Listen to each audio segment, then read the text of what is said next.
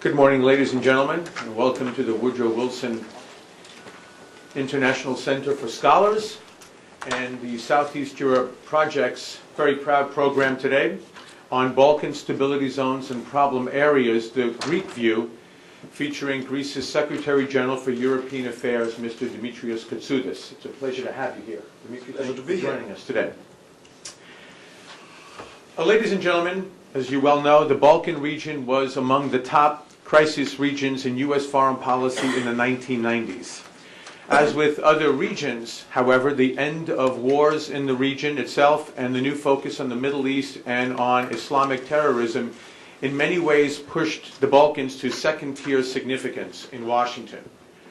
But for Europe, and therefore I would posit for transatlantic relations, the Balkans remained an important priority. Bulgaria and Romania were the exceptional Balkan countries, with relatively smooth transitions into both the NATO alliance and the European Union. However, the Western Balkans remain problematic today. The NATO war against Serbia left a massive void in the region, with the status of Kosovo unresolved and Serbia's future vocation in the European Union uncertain. Democratic consolidation remains problematic in Sarajevo and Skopje, with restive minority issues that continually require either outside military presences or diplomatic intervention to maintain tenuous stability. NATO seeks to welcome Croatia, Albania, and Macedonia/Fyrom, Mr. Secretary General, into the alliance, with next steps becoming clearer at the April summit. But Bosnia and Serbia remain outside the near-term security framework. The European Union's long-term strategy involves the accession of all Balkan countries, but well over the horizon, and certainly not in the foreseeable future. Additionally, emerging asymmetrical security threats in the Black Sea region, criminal organizations that contaminate and corrode political, economic, and social systems in fragile countries, and, at least from Washington's perspective, a new Russian assertiveness against established U.S. and European influence have all contributed to what we welcome as an overdue refocus on the Balkans.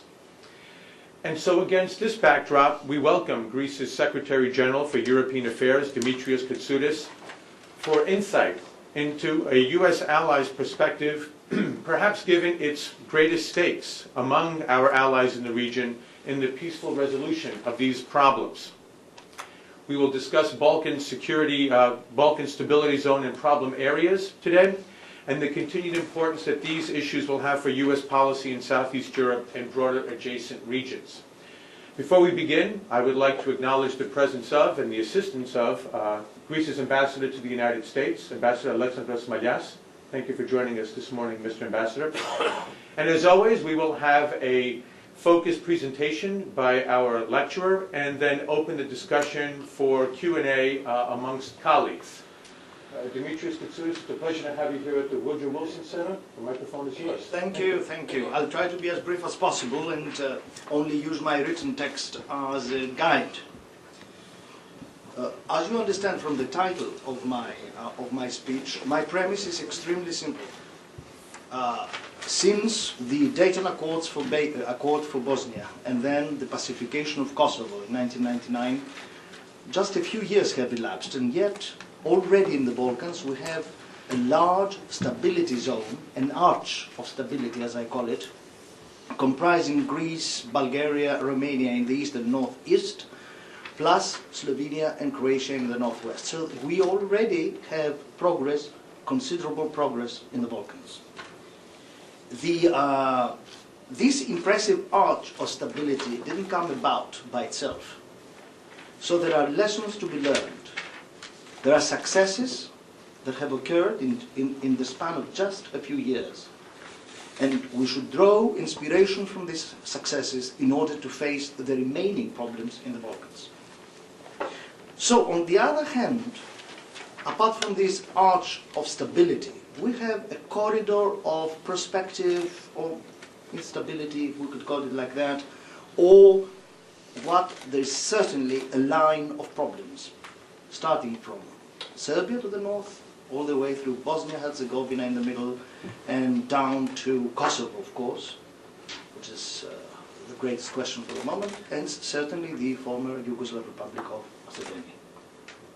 So you have this scenery in the Balkans. There is another thought that very much pervades our thinking in the Greek Ministry of Foreign Affairs. It is the same line of thought we use for the Middle East. We believe that problems in that area, be it the Middle East or the Balkans, are interlinked. Minister Bakoyannis said that unless you move simultaneously in the solving of many problems in the Middle East, for example, Israeli-Palestinian problem of nuclear armaments with Iran, etc., then one might backfire and take with it the others. So we have the same strategy for the Balkans, and ever since the change of history occurred in 1990, we had a compound strategy which I think has produced fruit. And some of this fruit is we played a pivotal role, or so we like to think, in the inclusion of Romania, Bulgaria. So we have a large sector of stability in the Balkans. And for the first time in its history since a quarter of a century ago, when Greece became a member of the European Union, we have land frontiers with the European Union. That's very important because it's since times immemorial the same political and economic zone from the Danube to the Aegean was just a dream. Now it's a reality, and we have to complete this reality by addressing the problems of what I described as the corridor of instability, that is the Western Balkans basically, but it's really central based Western Balkans.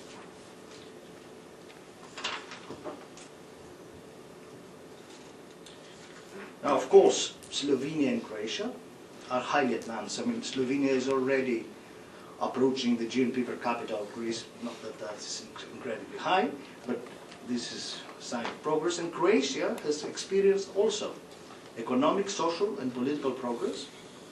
And it can now be described as an almost ideal candidate for the EU and NATO.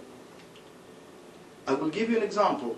The country started the negotiation process at the same time with Turkey, but we have 17 chapters open with Croatia and only 5 with Turkey.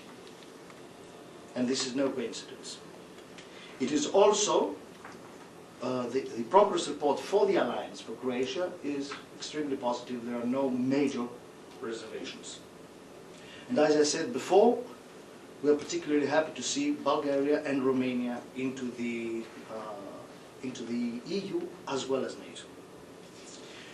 We have still, between this corridor of problems and the arch of stability, we still have Albania and Montenegro.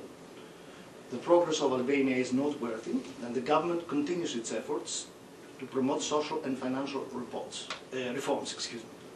The signing of the Stabilization and Association Agreement has already taken place, and they have also signed the NATO Membership Action Plan. So Albania is already taking important steps in its Euro-Atlantic integration. And the same is true of the newly succeeded Montenegro, which was created by peaceful means. We have been doing our best to help Montenegro in its first steps of statehood. Curiously, when Montenegro was created for the first time as an independent monarchy many years ago in the previous century, the first official visit its prince took was in Athens, and we returned this compliment 120 years later. So it was. So Montenegro is also has also signed the Partnership for Peace with NATO, and it also has signed Stabilization and Association Agreement with the EU. So now you have a set of countries which are more or less closer and closer to the EU, if not within the EU and NATO itself. Now let us come to the problem areas. Kosovo is naturally the key for the Balkan stability. There's no doubt about that, and it's also the most urgent problem we need to face. The region, as you know, has effectively been a protectorate since 1999. It was plagued by crime, illicit human trafficking, etc., etc. The situation has been ameliorating. Following the submission of Mr. Ahtisaari's plan last year, a new round of negotiations took place, as you know, but has produced no results. The Albanians in the former Yugoslav province are emphatically demanding independence, and the Serbs equally emphatically deny it. And as one senior US diplomat said, given this situation, there will be no perfect solution for Kosovo. So it's really about finding a solution that will present fewer problems. There's no ideal solution. I think we all share in this room the same view. As you know, most Western countries are about to recognize Kosovo once declaration is proclaimed. Others entertain strong reservations or less strong reservations considering the spillover effects that an independence will have, because obviously it's a very unprecedented case to start a new statehood by breaking out a sovereign state of the United Nations. So there are reservations. Particularly Cyprus is extremely sensitive about it because it experiences the occupation of 37% of its territory by a foreign power. And as the Cypriot representative, I heard, cannot verify it, but I heard the Cypriot representative said, we are not going to shoot at our own feet. But if it was said, it's actually understandable on their part.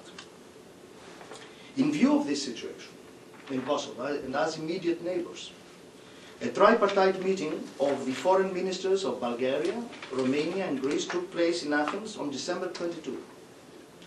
All three are Balkan countries, as you know, and also EU and NATO members.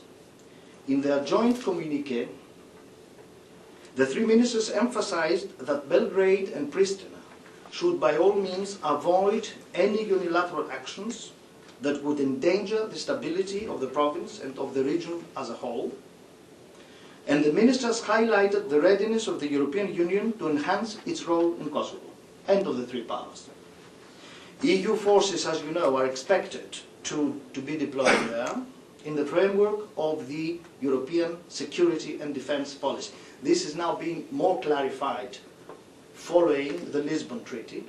We have left this institutional mess behind us, so we can try, and now we in the EU, to activate the Union to be more present in issues of defense and foreign policy. And that's, I think, a great plus for the US as well.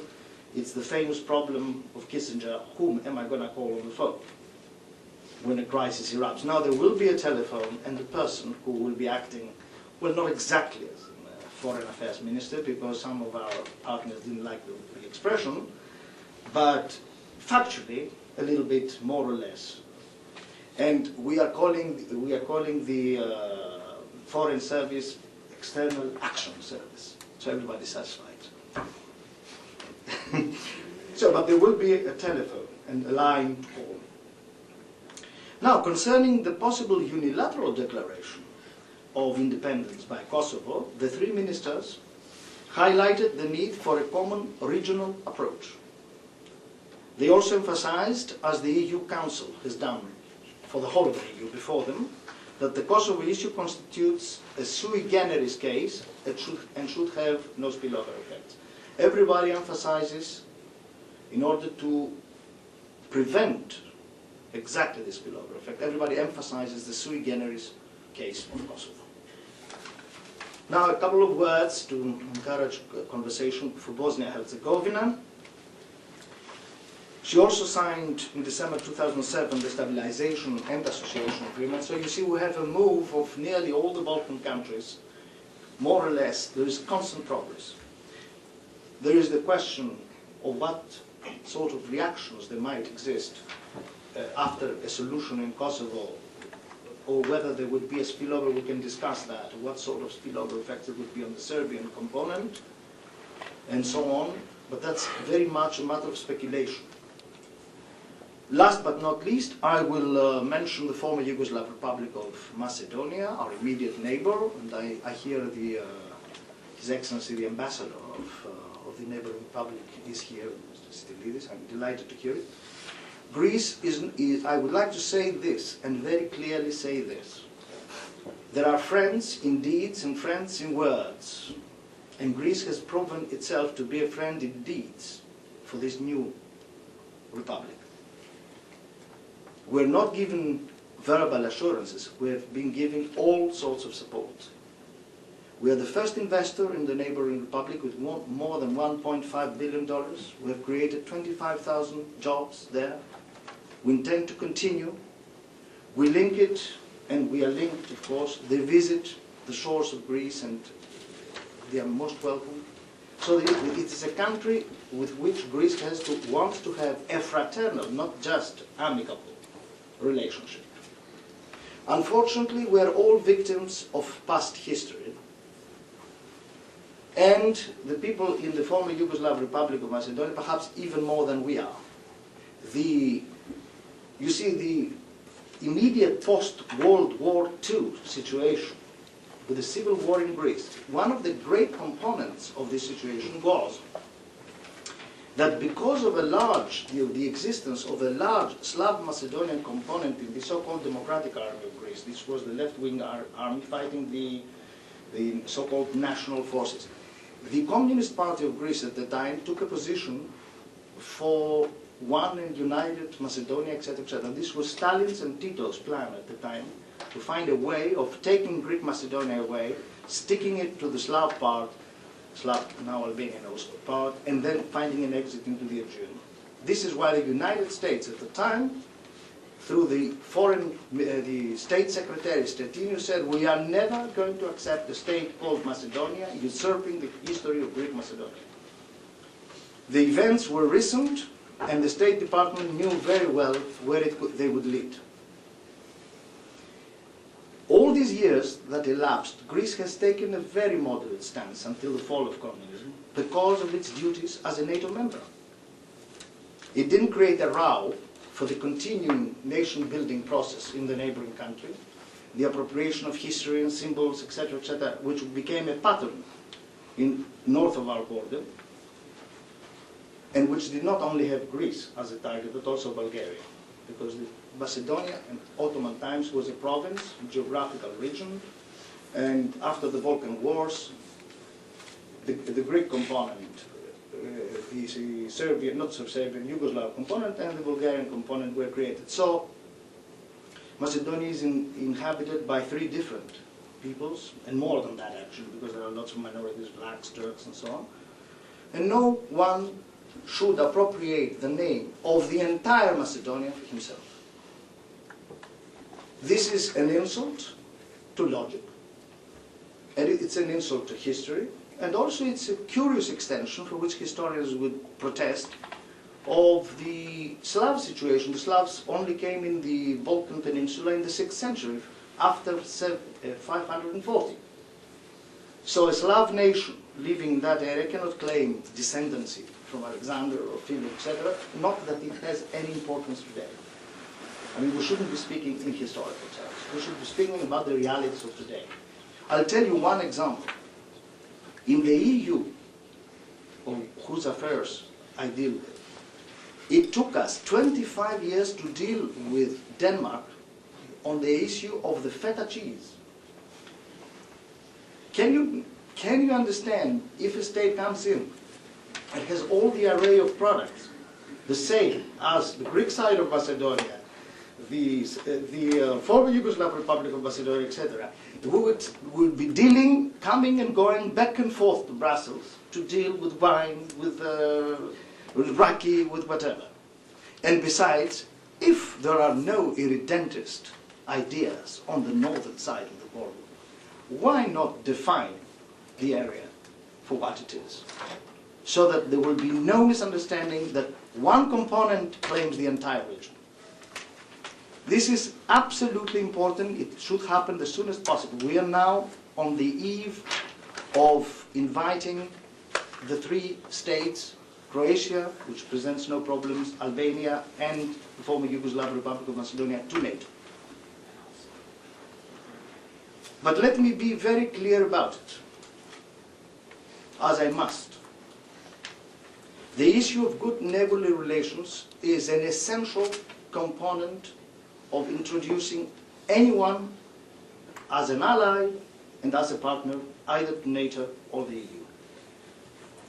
Irredentist propaganda, which presents to children that parts of our country is occupied, are under occupation. And the component, I have the, you have this map I can show. This is the usual stuff north of the border.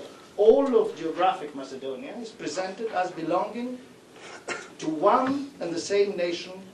Quite accidentally, this nation is the Slav Macedonians. So, I know there will be protests from my friend the ambassador here, but this is the fact that goes on officially and unofficially. And when a team of television went to the schools in Skopje and asked the pupils, where do you think your country should finish? They all spoke below Olympus. So deep has it gone, the propaganda in this nation-building process, which lasted for more than 60 years. And it's, I admit, it's very difficult for the government in Skopje to reverse it overnight. But this government, this latest government, the Gruevski government, has not been very enthusiastic about reversing it. Instead of becoming softer, it has renamed the Skopje airport to Alexander the Great. It has lined ancient statues in front of government buildings and has put up statues of Philip and Alexander. If that's a very, very logical behavior, I leave it to you to judge. On the eve of asking for Greece's approval for becoming a NATO member. Now, despite the situation, the Greek government, swimming against the tide, has decided to accept that we reach a solution under a compound name that will simply differentiate the neighboring state from the other two regions. In doing so, the Greek government has already gone 80% of the way for a solution. This is the more we can do. And I have to remind you that 70% of the public in Greece, in opinion polls, is against the inclusion of the name Macedonia whatsoever. Despite that, the government and the opposition and the moderate left, so a vast spectrum of the Greek political system, is having the foresight, is having the determination to solve the problem, even by running against the tide. Now it's time for our friends and neighbors, because we do consider them friends and neighbors, and I think we have a great future together, to come a little bit our way and meet us somewhere in the middle of the bridge. It takes two to tango. This is the situation. I will now pass on over this subject, to which we can return when you like, and speak a little bit of the general picture and end with this. I think I skipped many of my pages. It's very good. Oh, I'd like to say, of course, not leave it for the questions and answers, because I'd like to preview you a little bit. There is the interim accord of 1995. The interim accord was brokered by the US, and I'm sorry to say that it was not particularly wise of the US then to proceed recognizing the former Yugoslav Republic of Macedonia as Republic of Macedonia, because in so doing it encouraged other nations as well to follow the same path, and it has also encouraged intransigence in one side of the border. I don't want anyone favoring us, but I don't want anyone taking parts. And in that case, I don't think it was the US taking parts, but it was rather hasty in view of the elections that were about to take place in former Yugoslav Republic of Macedonia, and they wanted to stabilize the country. So the intentions were good, the results were not. Now, this interim agreement clearly stipulates that the two countries, under the auspices of the United Nations and with a UN mediator, who currently is Mr. Nimitz, will find a mutually acceptable solution to the name issue. the fact that the UN is inside this process, it means that the Skopje claim that this is a bilateral issue. Skopje say, only Greece is annoyed by this issue, so it should be a bilateral issue, nobody else cares. This is not at all so. This is not what we signed. This is not why the UN is there. This is not why the UN has found an interim name for the country, which we are still obliged. We don't like it either, I have to say, to our Skopjean friends, to our Slav and Albanian friends in the neighboring republic. We don't like Fyrom, as they don't like Fyrom. We would like a name which would be simple and be used for every use, if possible. That's the ideal. And it should be a name that would not monopolize the situation. Now, 12 years after the interim accord, with various excuses, no progress essentially is made. And it's not our fault. We have accepted several interim proposals. Now we make a new offer for a compound name.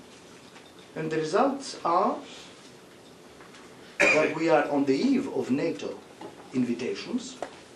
And the government in our neighboring state says that Article 11 of the accord forbids us to put a veto because we are obliged to accept them as Fyrom, as former Yugoslav Republic of Macedonia.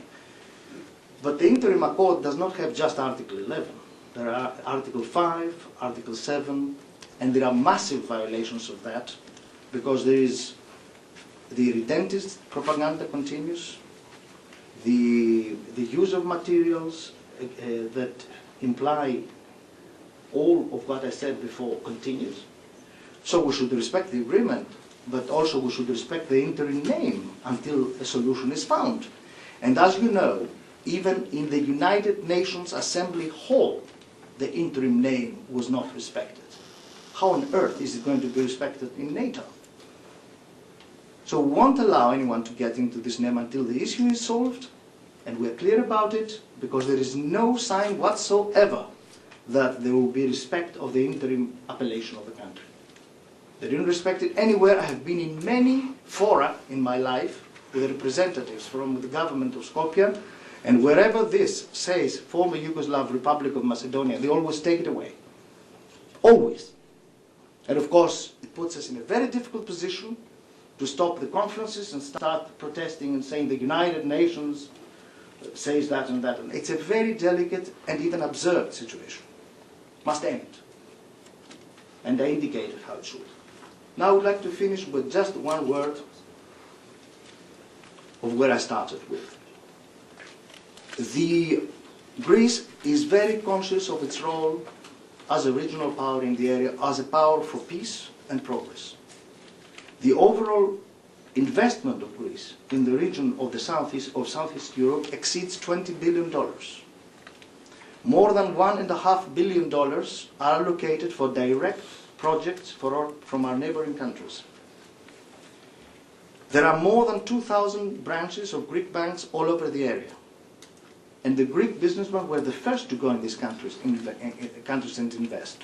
But it's not only the economic aspects, which one could say that they were decided upon consideration of business interests, but there are also the political aspects. And there are two major initiatives of the Balkan countries which are very important. The first is, as you know, the Southeast European cooperation process, which brought the Balkan countries together following a joint Greek-Bulgarian initiative in 1996 in order to enhance cooperation on all fields of common interest. Nowadays, the Stability Pact for Southeastern Europe is evolving into the new Regional Cooperation Council, the RCO. Within this newly established framework, the SACP will highlight the notion of regional ownership. And we are also members of the Black Sea Economic Cooperation Initiative, founded in 1992. It has its own bank. And the kick now, with Greece's initiative, it was linked to the EU. And in the month of February 14 this year, we have the kick-off event in Kiev, the Ukraine, which will bring all these countries of the Black Sea together with the EU and create a much better regional ownership with the aid of the EU. So we have been, as a country, as a regional country, because at the beginning we were the only NATO and EU member in the region, we have been one of the catalysts for bringing about this Euro-Atlantic perspective of the entire region. And certainly this excludes no one, there is absolutely no desire on our part to exclude any nation, including the former Yugoslav Republic of Macedonia. We'd like to see it as quick as possible in NATO and the EU. There's no doubt about that. But on the other hand, as I said, we can't jeopardize these institutions by introducing into them problems without first addressing them. Ladies and gentlemen, I would like to finish by saying this. In just a few years, we had spectacular progress in the Balkans. What we now experience from seeing Bulgaria, Romania, Slovenia being parts of the EU and NATO, stable, parliamentary institutions functioning, a common zone all the way from the Aegean up to the Danube, these were undreamt of just 15 years ago. So we have success stories and we have problem areas, which is the title of my presentation. We have to be bold enough in order to face the problem areas. This is why the Greek Minister of Foreign Affairs, Mrs. Bakoyannis, on December 14th this year, presented the EU with a 5-point Greek initiative to close the gap of this corridor of instability. I will simply tell you the 5 points which are about to be discussed in the EU following Greece's initiative. Point 1, the EU should immediately sign stabilization and association agreements with Serbia and at the earliest possible with Bosnia and Herzegovina. Second, Serbia in the first place, followed by the rest of the countries that would have a stabilization and association agreement, but no candidate status, should be encouraged to apply for membership. The Commission should present its opinion on the application by the end of the fall 2008. The 2008 European Council, heads of state and government, should decide on this issue. Third, a date for the start of accession negotiations should be decided later on, depending on the progress of fulfillment of specific benchmarks that will be set, always in full application of the principle of conditionality. 4, we need measures that would translate the European perspective of these countries into something practical and tangible for the peoples of the region. So, based on our promises in Thessaloniki, and following the visa facilitation agreements that we signed last year, the EU should now provide the countries of the region with a roadmap that would eventually lead to visa liberalization, so that they would have a first tangible proof that they are near Europe. And 5, last but not least, we must have a new fund, additional financial resources to accelerate the pace of renovation of these economies. And so we are proposing a new set of financial assistance for this region. This is the 5-set point that Greece has presented in order to close as soon as possible this gap of instability. Ladies and gentlemen, I have to thank you for your very attentive and kind presence, and I'm entirely at your disposal for answering any questions you might have. No, thank you, Mr. Secretary General, for quite a focused presentation. 2 quick moments of recognition here. One, we're welcomed by our friend and colleague, Ambassador Alfred Moses. Pleasure to have you here, Mr. Ambassador. I apologize. No, not at all. Not at all. And I just saw in the back my very low-key and modest colleague here at the Woodrow Wilson Center, Dr. Marty Sletzinger, who runs the East Europe Studies program, which is a co-host for today's event. So as a matter of collegial protocol, Marty, can I ask you if you'd like to put out the opening question for today's program? Well, thank you, Marty Sletzinger from East European Studies. Thank you, Mr. Katsoudas, for a really excellent presentation. I just like, your presentation evokes many issues here that are very close to all of us who are dealing with the Balkans. But it seems to me now, in January of 2008, now is the time in the Balkans and in those countries that are trying to work out a solution in the Balkans for very hard realism. There's no longer any more time for wishful thinking, for moralizing or what might be, which is marked, I hate to say, let's say, the approach of my country and some others to this process. You have to deal with realism, what's on the ground. And it seems to me that I understand your and your country's concerns over the name issue with Macedonia. But for me, with the imminence of a certain kind of independence for Kosovo coming down the pike within the next few weeks, Macedonia is going to be faced with a much greater existential issue than what its name is. And that is what's going to happen to its own territory.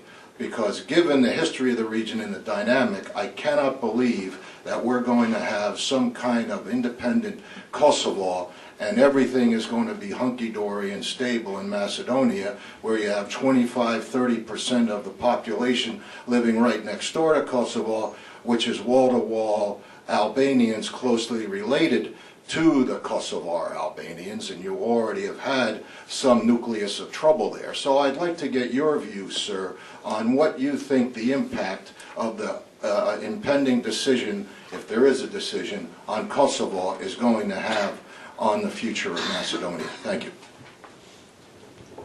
Thank you for the question. It's extremely timely, actually. The question is of the spillover effects is not only for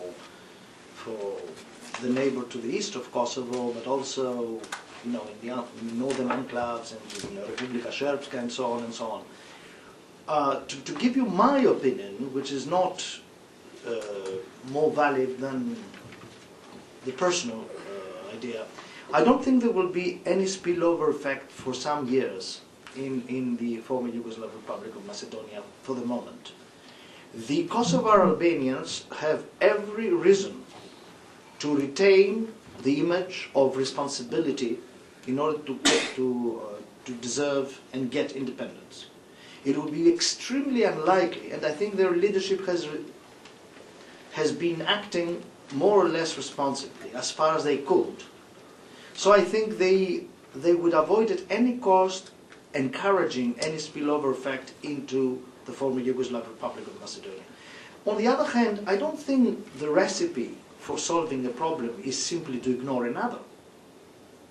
The problem of the name is but the tip of the iceberg. It's not just, historical nonsense about antiquity and so on. It's a very serious problem. Northern Greece was left in ruins after a civil war just 2 generations ago. It's not a matter of Alexander.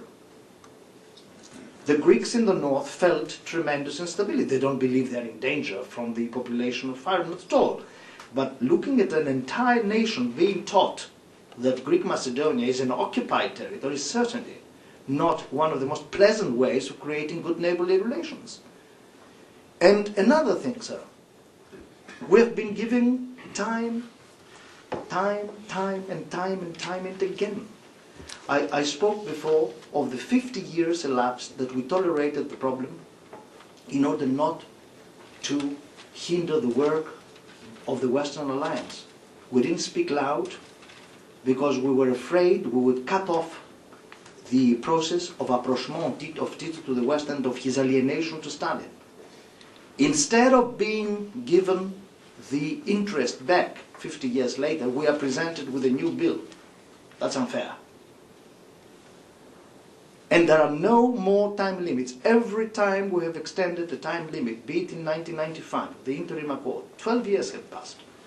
The only thing we hear from the government in Skopje is we are going to stick to our name, Republic of Macedonia. But if they are going to stick to that name, what's the point of signing, going to the United Nations and finding a mutually accepted solution? If one side is unmovable from its position and the other goes 80% of the way to meet it for a solution, if the negotiations for NATO fall, it will not be Greece's fault. Greece has already, as I explained very clearly before, done a tremendous move forward. A move forward factually by helping this neighboring state in every way we could. And a move forward politically by accepting a composite name. There is nothing more we can do. We have a question over here, please, and then we'll come down. Thank you. Vladimir Karamazov with Russian television. Question on Kosovo. If there is a unilateral declaration of independence outside the UN Security Council decision, will the government of Greece recognize an independent Kosovo, unilaterally independent Kosovo, or not? Thank you. I don't think we have reached the position of deciding yet, because we want a unified European position. And secondly, as I said in my speech, we are trying to coordinate a common regional approach with our allies in the region. Thank you for identifying yourself by affiliation as well. We have a question here, and then we'll come to the middle of the room. And please identify yourselves for our speaker. Yes, my name is Eleonora Siliprandi, and I'm a scholar in the Southeast Europe program here at the Woodrow Wilson Center. So I would like to ask Mr. Katsoudas if, well, don't you think that a country that is considered as a modern country like Greece should not concentrate on pre-modern issue, in a sense, like the name of Macedonia?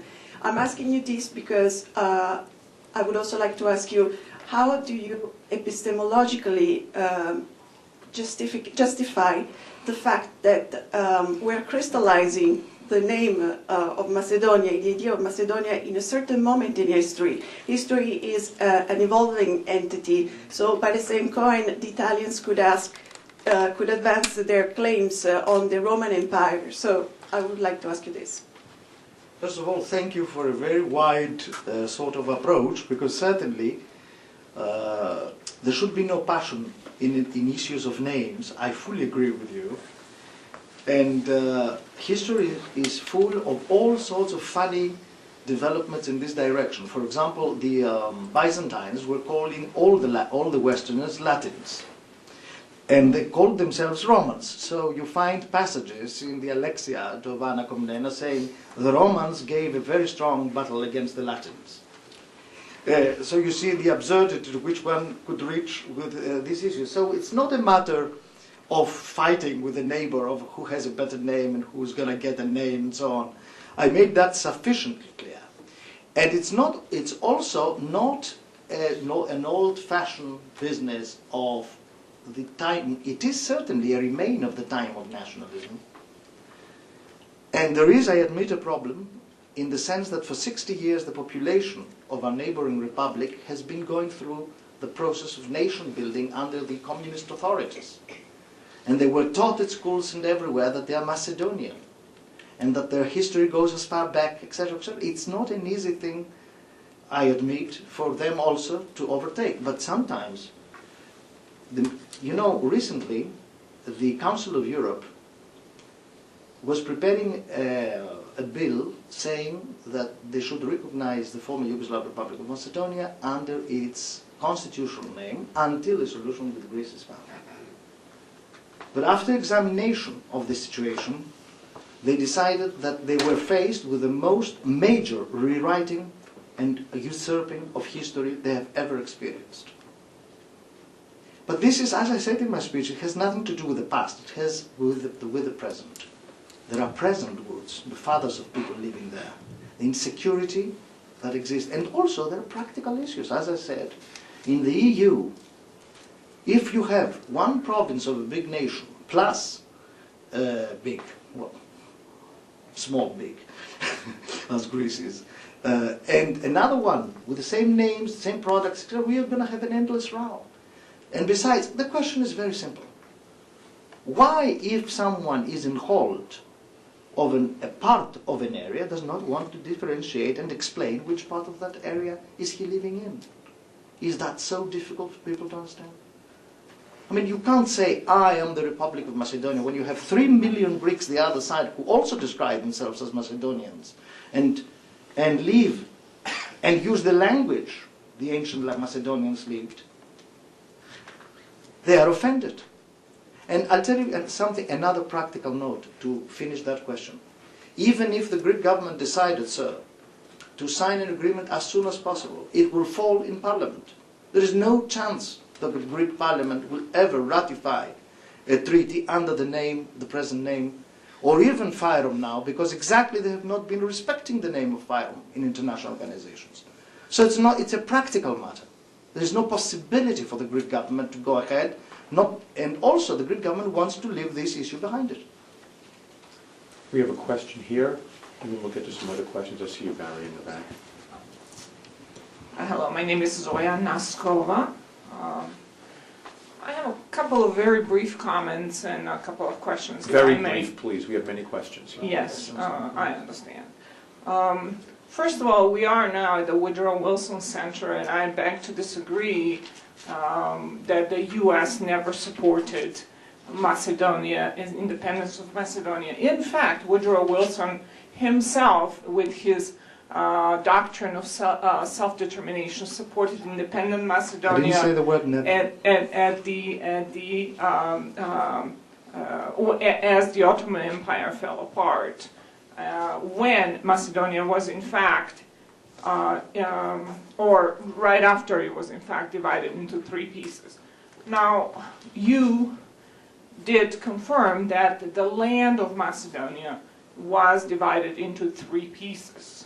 According to everything we've heard, all the people that live in the different 3 pieces, out of them, Greece is the only one that has the right to claim the history and heritage of the land of ancient Macedonia.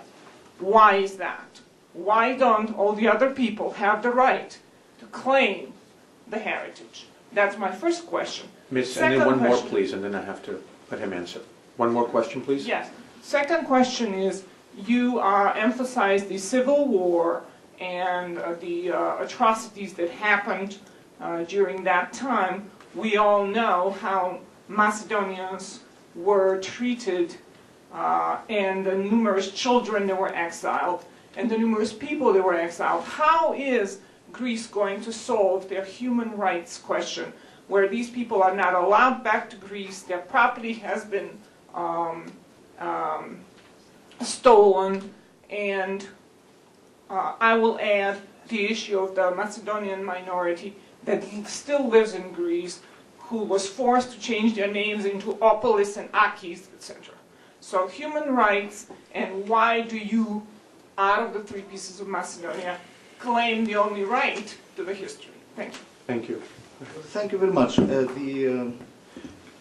Macedonia has a rich and diversified history to which all peoples inhabiting it have a role to play. Nobody says that one nation monopolizes the history of Macedonia. There is a lot that has happened in Macedonia since the Slavs arrived. History didn't stop in the 6th century.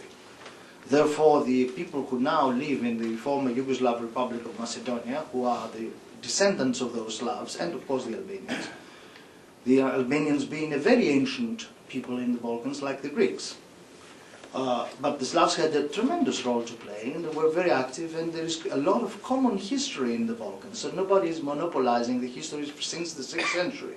But on the other hand, no one, at whichever university you go, will ever say that there is anything to be done with the Slav component 6 or 7 or 8 centuries before it appeared in the Balkans. That's the absurdity. We all know that and we know the theories that are propagated in Skopje that the ancient Macedonians were not really Greek and that they were Hellenized subsequently. We know the claims that Demosthenes in one of his speeches says this barbarian Philip and so on. All this has been said so many times. The facts are very simple. Whatever they were, I'm not a historian. Their main passion was spreading Greek culture all over the world, and that you know. This is why the whole Mediterranean ended up speaking Greek in the Hellenistic period, and not some other language. And another simple fact for all of those who know the elementary history. No one was accepted in the ancient Olympic Games unless he was checked 4 months by the Ellanodike of being a Greek, and the Macedonians were participating. No non-Greek would be allowed. So we don't claim the whole of history. We claim the part of history that belongs to us from the times that others were not still present. And we are very ready to acknowledge that since the arrival of your nations, of the Slavic nations in the Balkans, much of interest happened in the Balkans, much that was exciting happened in the Balkans, cultural monuments were erected, churches, frescoes, which are of great value. We don't deny that. That's our common heritage under Byzantium and later, and even under the Ottoman Empire, we were living together. This is the answer to this. Now, the second question was, the historical claim, the second question was the issue of the civil war. I wouldn't like to go back into the civil war problem. That was a lot of suffering on all sides. This was something the Greek people did not put upon themselves. It was the whole idea, as I said in my speech, was an idea not even concerning the Slav Macedonian people. It was an idea conceived in Moscow and in Stalin to get out in the Aegean. This was the time when Tito and Stalin were together. Their alienation had not started yet. And everybody paid the price. Not just the Greeks, not just the Slav Macedonians, not just the Athenians. A large section of the population in the Balkans suffered at that period. Now, as to the ground, Greece, as you know, has notoriously free elections. You know, they are famous the world over for being conducted in a very fair and obvious manner. The last time a party under the name of the minority came down to this election got 1,400 votes. If that's a minority issue, I don't know, but this is the situation. All right, thank you. Barry, in the back. Barry Wood, Voice of America. Mr. Katsoudas, time is short because January 28th, the EU foreign ministers will discuss the Kosovo issue, and you say that you look for a unified position. Do you favor early recognition or late recognition from that meeting? I mean, because we know that maybe a unified position is unlikely.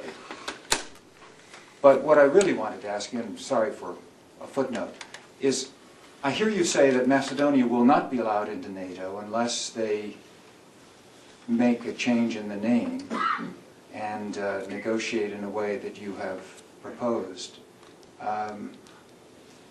What do they have to do for Greece to drop its opposition to NATO membership for your neighbor? Right, I think on the first issue, my answer should be that we are neither for the quick or the slow, whatever, but I think that the events that will happen in Kosovo, the developments, will have us all reach out for a solution and reach out for compromise. So I think that it will not be long before, in a way or another, the whole EU agrees on what to do. And I think it will not be too long. That's my answer on the first question. The second question I have already answered more than once. I think in order to facilitate a solution, because it's not our theory that you should simply ask someone to do something and you sit like a sitting duck and do nothing. What we did is when we asked for an acceleration to the solution of the name issue, we ourselves went forward and covered 80% of the ground. And we spoke officially of a composite name, of a compound name. So this should leave some ground to be covered by the other side if indeed there is a will to leave this bitter problem behind us. I'm going to come to some of the other people in the audience who have questions, but I'd like to ask, if I might, Mr. Secretary General, on the Kosovo question. You mentioned at the outset of your remarks that this is being classified or categorized as a sui generis issue.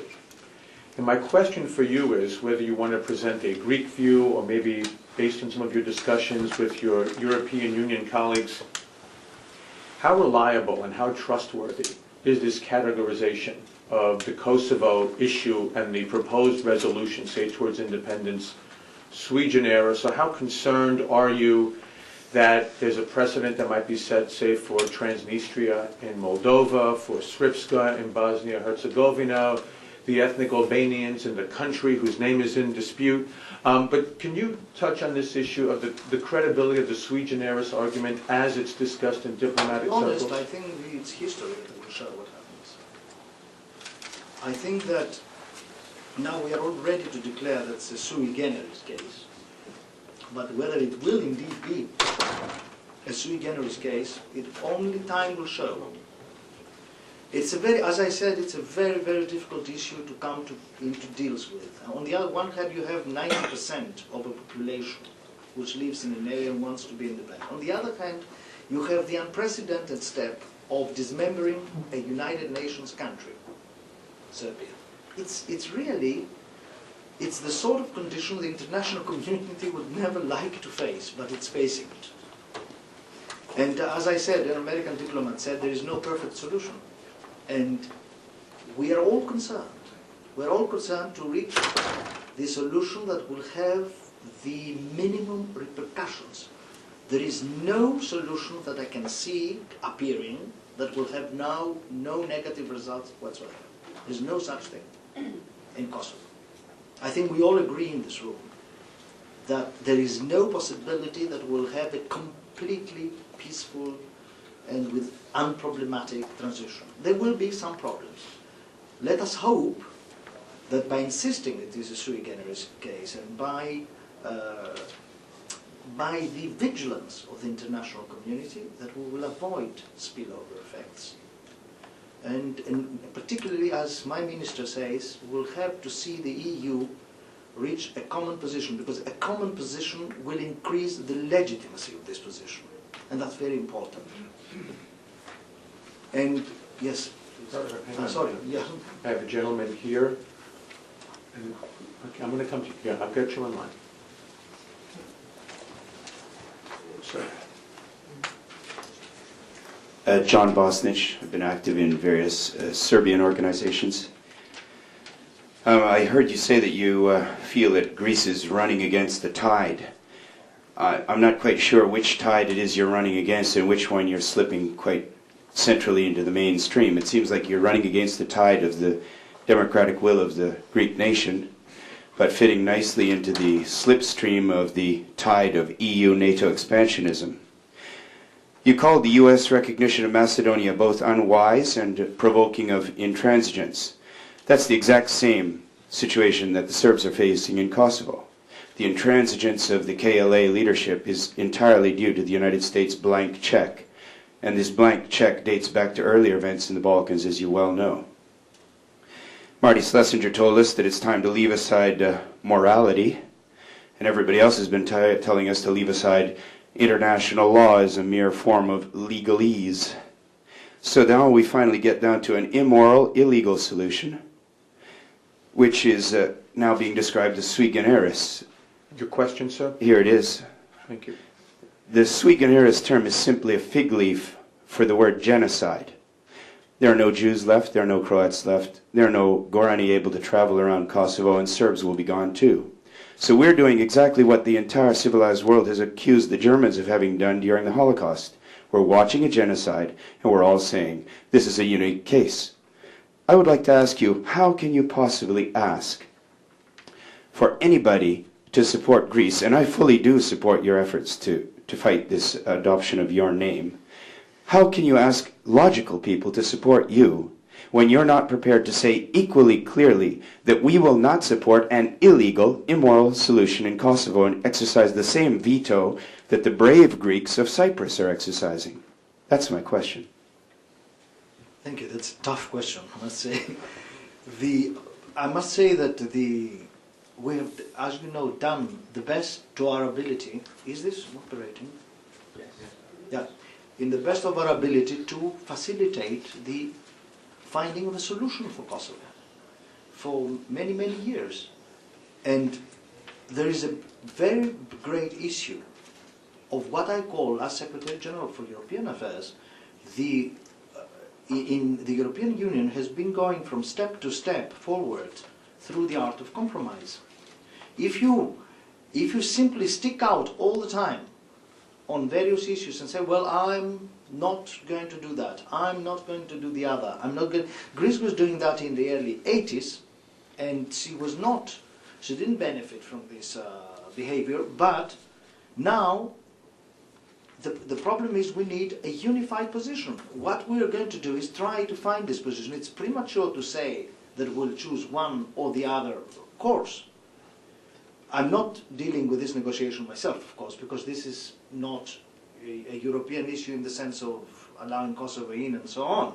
But the effort is, we're not alone in our fears, which we share with the Serb people. I mean, Spain, Slovakia, Romania, Cyprus. There are lots of nations in the EU who have the gravest reservations for breaking an existing state. And we're trying to do our best, the best until the last moment, to see what sort of solution we can reach. I have a gentleman here, and we'll come there. My name is Zoran Jolevski, I'm ambassador of Macedonia. Oh, you are? I didn't know you would acknowledge the ambassador's presence, and I'm sorry, because we haven't had an opportunity to meet yet. Well, thank you for joining us, Mr. Ambassador. Kyrios Katsoudas, thank you very much for presenting the views of Greek Minister of Foreign Affairs on the Balkans. Allow me to just give a few comments. I will not go back to the history, because history should be for historians. Thank you. We should see what's today's in the Balkans, and just to give you a few facts about Macedonia. First, regarding, you mentioned a few times that Macedonia should define itself. Macedonia has its constitution. It is constitutional. It defines its borders, and since its independence, automatically accepted all international borders, which were as a successor state of former Yugoslavia, including the borders with Greece, Bulgaria, and Albania. I believe we had less incidents, no at all, not incidents on our borders, which means that any how to say, claims that some Macedonians, they have claims to the parts of to the parts of Greece are unfounded. Regarding also the President Crvenkovski, in his State of the Union address on 19th of December, very clearly stated that Macedonia does not have any territorial claims to any of the neighboring countries. We are a country with 2 million inhabitants, with 7,300 soldiers, out of which 3.8% are with troops in Iraq and Afghanistan, fighting with our partners, with our allies. And we do not have any intentions to have anything with our neighbors in that respect. Therefore, the stability of the country is very important in the region. Macedonia has done a lot to keep its stability since independence. We managed to get our independence without civil war. We had some tough time during 2001, but we managed through the political process to find a solution of coexistence with different ethnic groups in Macedonia, and that's a model how the different ethnic groups in the Balkans could live. We have shown some map, but we have historical maps, and it's not true that we teach our pupils in schools that Macedonia and Greece's Macedonian part should be edited things. You know, it's as you have maps for Austrian Empire, therefore there are some different maps. What also I would like to mention that May I be answered part by part, because otherwise I can't remember the whole. Just a few more sentences. The last proposal by Bet Unim, it's given almost 3.5 years ago, was accepted by Macedonia and refused by Greece, which means we are engaging with good intention in the negotiations. We would like to have a direct contact with your government, between different ministries like Ministers of Foreign Affairs, in order to speed up that process. I will stop. Thank you, sir, and thank you for joining us, Mr. Ambassador. Thank you, Mr. Ambassador, for being here. I appreciate it. The security issue, I don't think anyone in Greece says that you will take up arms and invade Greece. I mean, Greece is prepared for far worse. And there's absolutely no fear. Actually, we consider the neighboring, your people, as a really fraternal people. with whom we have a lot in common, both with the Slav Macedonians, religion, common customs since the Middle Ages, etc., as well as with the Albanians, naturally, who are ancient inhabitants of the Balkan Peninsula, the ancient Illyrians. So there is nothing that separates our two peoples. And your people knows that when they come down for vacations, and our people know it when they come and invest and work with you.